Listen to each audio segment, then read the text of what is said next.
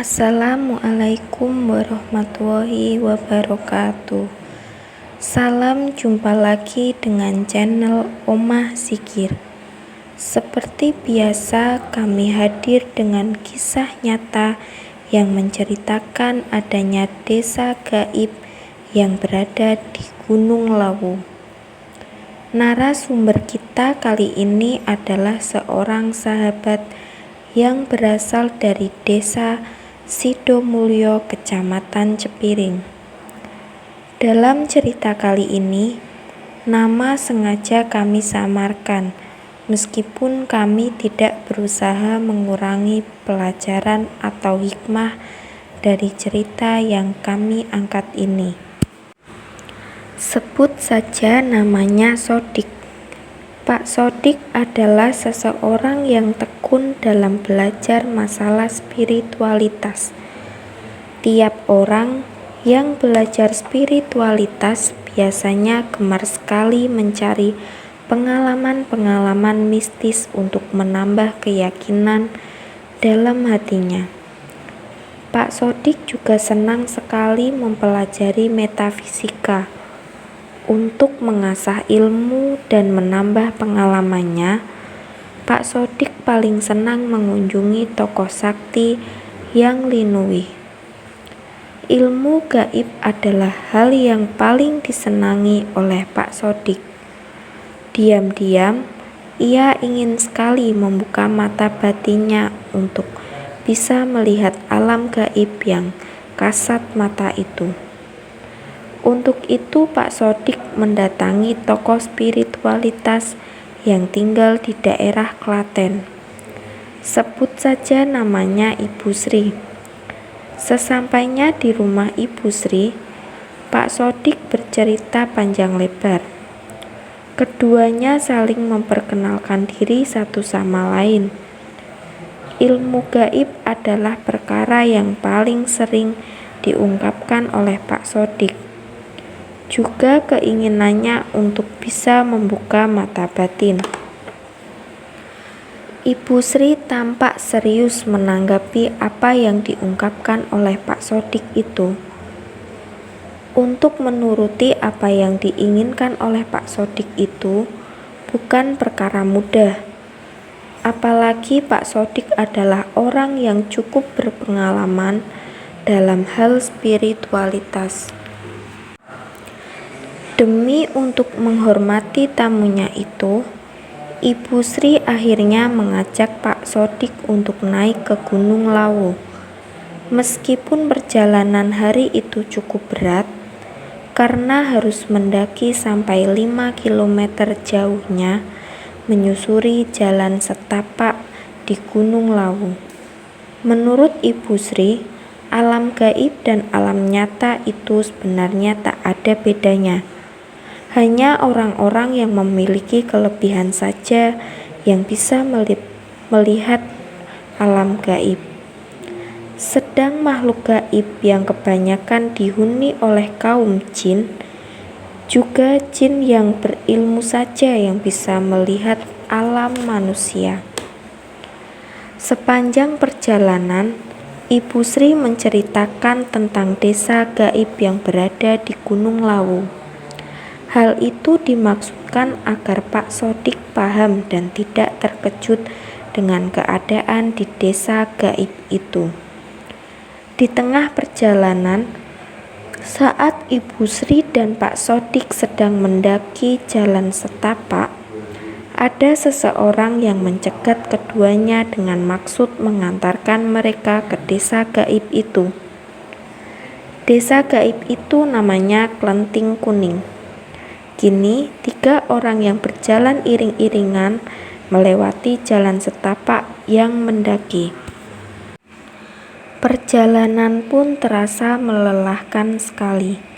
Bagi Ibu Sri dan lelaki yang mengawalnya menuju ke desa Klenting Kuning, tampaknya sudah pernah datang ke desa gaib yang sedang mereka tuju itu. Tapi bagi Pak Sodik yang baru pertama kali melewati jalan itu, perjalanannya terasa jauh sekali. Sebentar lagi kita akan sampai kok, ucap Ibu Sri, ditujukan pada Pak Sodik. Pak Sodik berusaha untuk membangun semangatnya kembali. Ia tak tahu harus berapa lama lagi untuk sampai di desa Klenting Kuning. Banyak sekali pertanyaan dalam hati Pak Sodik. Pertanyaan yang tidak terungkap dan tersimpan di hati saja. Ya, ia ingin sekali belajar tentang alam gaib. Tapi justru diajak datang ke desa Klenting Kuning. Kira-kira apa yang ada di desa itu? Sekitar 10 menit kemudian, mereka pun telah sampai di desa Klenting Kuning. Sepertinya tak ada yang aneh di desa yang letaknya tersembunyi di Gunung Lawu itu. Banyak orang berjualan di sana-sini. Kebanyakan yang dijual di tempat itu adalah makanan, berupa jajanan dan beraneka jenis minuman. Mereka bertiga setelah berjalan hampir 1 jam lamanya, akhirnya sampai di tempat keramaian semacam pasar. Orang yang tadi berjalan mengawal Ibu Sri tampaknya menghendaki Ibu Sri dan Pak Sodik singgah di pasar itu. Ibu Sri menurut saja. Kita di sini saja, ucap Ibu Sri pelan. Itu kalau mau beli makanan atau minuman monggo. Jenengan tidak jajan, tanya Pak Sodik pada Ibu Sri. Saya tidak usah, jawab Ibu Sri. Pak Sodik sudah merasa kehausan dari tadi. Sebenarnya ia ingin membeli jajan untuk mengganjal perutnya. Tapi karena Ibu Sri tidak mau makan apa-apa, Pak Sodik akhirnya cuma beli minum saja untuk mengusir dahaga saja. Orang yang membeli jajanan di tempat itu datang dan pergi. Suasananya ramai seperti di pasar saja. Ada juga pembeli yang datang membeli makanan dan minuman untuk dimakan di situ. 1000 pertanyaan menggantung dalam pikiran Pak Sodik. Alam gaib macam apa yang ingin ditujukan Ibu Sri kepadanya? Pak Sodik berusaha menjaga sopan santun. Karena Ibu Sri tidak mau membeli apa-apa, Pak Sodik pun ikutan tidak membeli apa-apa. Ia hanya mengamati orang yang berlalu lalang. Rupanya orang yang mengawal Ibu Sri tadi hanya memperhatikan Ibu Sri saja. Sedikit pun tidak menyapa Pak Sodik. Tiap kali ditawari jajanan, Ibu Sri selalu menolak. Padahal orang yang mengawal Ibu Sri sikapnya sangat ramah sekali. Kalau semua tidak mau, ya sudah Bu, tapi ini ada klepon kesukaan jenengan. Tolong dibawa, ucap lelaki itu. Iya Pak, saya bawa pulang saja, jawab Ibu Sri. Setelah cukup lama berada di pasar itu, akhirnya mereka bertiga memutuskan untuk pulang. Pak Sodik pun tidak keberatan.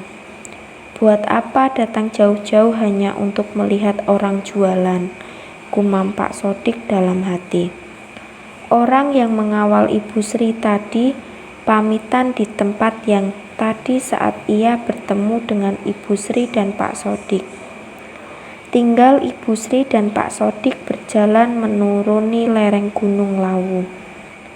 Nanti kita ngomong-ngomong setelah melewati lereng itu, ucap Ibu Sri.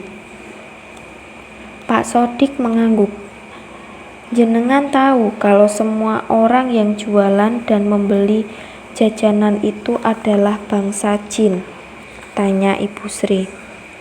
Tidak tahu Bu, jawab Pak Sodik. Lah, orang yang mengawal jenengan itu juga bangsa jin? Iya. Pak Sodik rasanya sulit untuk percaya. sebab semuanya seperti normal-normal saja. Semua terlihat seperti manusia biasa. "Kenapa jenengan tidak mau makan apa-apa?" tanya Pak Sodik. Ibu Sri tidak menjawab. Ia hanya memberikan bungkusan berisi klepon pada Pak Sodik. Pak Sodik yang penasaran langsung membukanya. Alangkah terkejutnya ia begitu melihat klepon dalam bungkusan itu berubah menjadi kotoran manusia.